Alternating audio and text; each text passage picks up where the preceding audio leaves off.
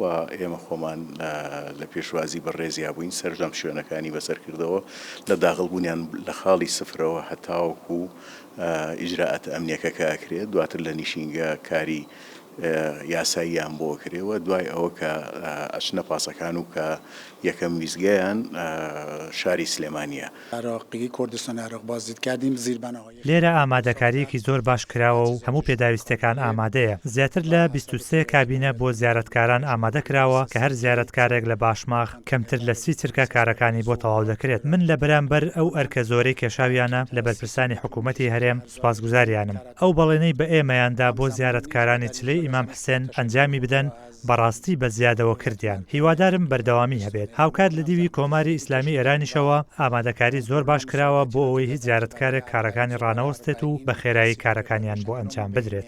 دیدیم و امیدواریم که تداوم داشته باشد.